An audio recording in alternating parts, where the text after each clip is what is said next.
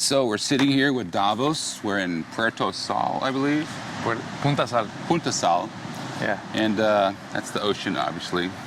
And I thought it'd be a good time to discuss why is it you drive that big KTM you ride?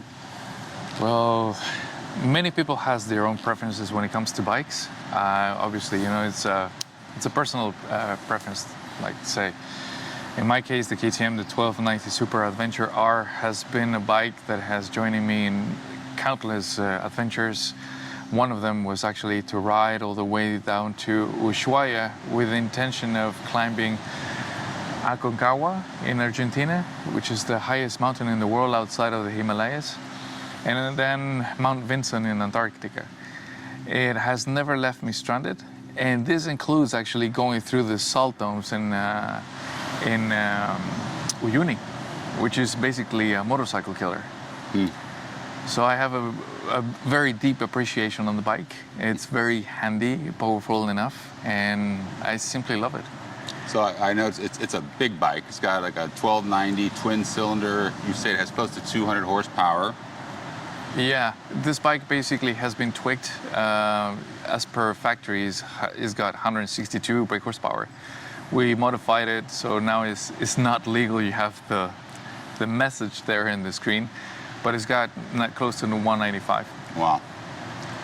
Well, I noticed when I passed you yesterday, you were like taking a nap on it while riding down the highway. So it seems to be quite the impressive machine. Yeah, it's very stable. You set it up on cruise control and you just let it think to do its thing. Okay. I just wanted to know, like, what it's a big one. I had a Triumph Tiger 1200 GT Explorer in the United States, which is, I think it's in the same class as that bike. It's a big ADV bike, like the BMW GSA, the Triumph, the Africa Twin, and I had somewhat of a different experience than you did with the big ADV bike rather. It was so complicated. You know, you if you lost satellite connectivity, you couldn't open the gas tank.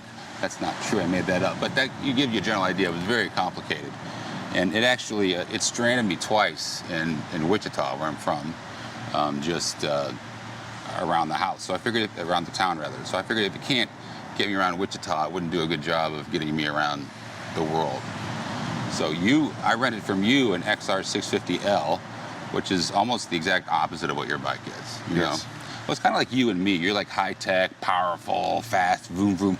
And I rented a motorcycle kind of like me, you know, analog, slow but reliable, and gets the job done, you know? So it's got one cylinder, a 650cc cylinder. It's air-cooled. What does it put out, 40 horsepower? 49. Yeah. 49, but that means probably like 5 horsepower when you're on the top of the mountain. No ABS, anything. There's nothing electronic on it. I think what's electronic on it? A light comes on when you're in neutral. That's about it. Yeah, and the side stand. Oh, the side stand. Yeah, if you lower the side stand, it stops the engine. So it's much less. It's a much less easy motorcycle to ride fast. Like the highway is not its forte. Yeah.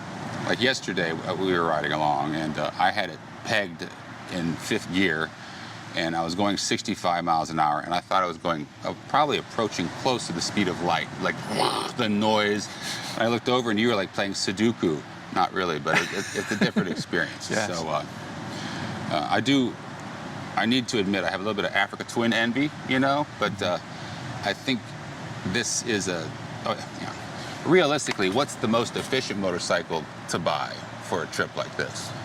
Well, depends on a lot of factors.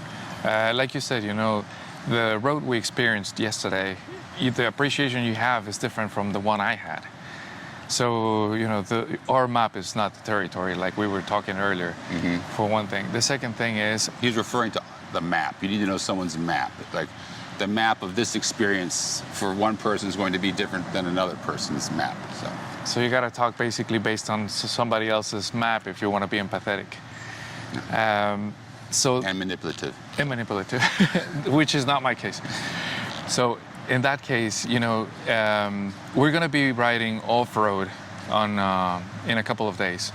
So you're going to see actually the benefits of having a light bike, easy to fix, You know, in my case, for instance, if something breaks, which is very unlikely, but if something breaks, I'm completely done. Oh, we had an experience with that yesterday when we were getting the gas tank, one of the bolts came off. We were getting that fixed. It fell over and broke the brake handle on the XR650. The one shop we were at didn't have it. We drove 50 yards, and there was another shop there. He bought it for $3, and 15 minutes later, maybe like a minute later, we had a new brake handle on the XR650 for $3. That Correct. probably wouldn't be the experience if on a KTM or a Triumph or a BMW. No, if I would have dropped the KTM, that would have been it. I would have had to fix or maybe weld on aluminum whatever I had left on the handle on the brake lever to make it work. So yeah, like I said, you know, it's a different experience when it comes to that. What else? If you're traveling by yourself and you just know the basics of mechanics, then a simpler bike like the XR650L is the best weapon, because basically you can disassemble the whole bike with a flat screwdriver, a number 10 socket, and a hammer. When it comes to the KTM, it's got 7 different computers that basically does every single thing differently, and it's stuff that you don't want to mess around with. Yeah. And if you get stranded, like we were talking yesterday, in the middle of Africa, with that bike broken, you're done. Yeah. There's no way to fix it. I mean, Fifi asked me, like, why are you renting this slow motorcycle? Would it not be better to rent another type of motorcycle? And I thought to myself, the most efficient motorcycle for a trip like this would be not to get a motorcycle at all, just fly to your destination. I mean, none of these, what was the term you used about ADV motorcycles? They're anachronisms with a soul, or... Yeah, that every bike has its soul. Yeah, I mean, it's stupid to ride a motorcycle if you're looking at efficiency. Just fly. Yeah. I figured the XR, we're all looking for a journey, and we're looking for excitement, adventure, fun, but I think we're looking for a tool with which we can tell our story, make our story, enjoy our story for ourselves, to share with others. I think that's the perfect motorcycle. Mine was reactionary. I went from the Tiger to the XR650 just because there's something reminiscent about a motorcycle that came out at the same time the first Atari Pong games came out, you know? So everything has its benefit. Yeah, like, you know, I'm sure you felt like you were going back to the Stone Age. Yeah. But at least you know that we've been riding so far 785 kilometers, and it hasn't left you stranded, so. True.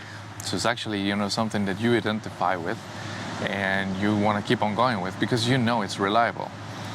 In my case, for instance, there's many people that has complained and they have their claims against KTM, and I completely agree with them. You know, I used to race for Ducati. I had 2 Ducatis, and one of them I had to change its engine twice in less than 7,000 kilometers. Wow. The other one has 36,000 kilometers and hasn't been bothering me at all. So I'm not saying it's a matter of luck, but you know, sometimes the way you treat things and how you take care of things, then that's how they respond as well. Yeah. Well, it looks like a fun bike to ride. It looks pretty cool. You look cool on it. I enjoy my XR650. Different tools, but they really have the same function in the end. It's something to enjoy the experience and make a story. Exactly. Yeah, totally agree. So if you had to change the XR650 for another bike, which one would you go for? Africa Twin, the one I saw in Quito in black, if I had to think about it for a minute. Yeah, DCT or manual? No, I get manual. I enjoy shifting. That's a badass bike. I mean, basically the Africa Twin was made for me. The BMW GS1300 was made for me, marketing-wise. Like, you know, go after the fat old guy with a couple of dollars, you know. And but that's not what I mean, I like Hondas. That has enough power, but not too much power. And I'm not. Don't worry, Fifi. I'm not getting an Africa Twin for at least 2 weeks. So, well, you know, I really want to thank you for this trip. We've been traveling along. I mean, you're my guy, but I feel like I'm traveling with a good friend. I'm having a blast. Today we're going to go up to, I forget the name of the city. It's Piura. Huh? Piura. Piura, yeah, like Pura Vida, Costa Rica, and we're going to. You made GPX exported to KLM files, and I'm using my Rever. So we're figuring out different ways to navigate, and it's a lot of fun. Thanks for watching. Thank you. That turned out very nice. We got it on one take, probably. Yeah.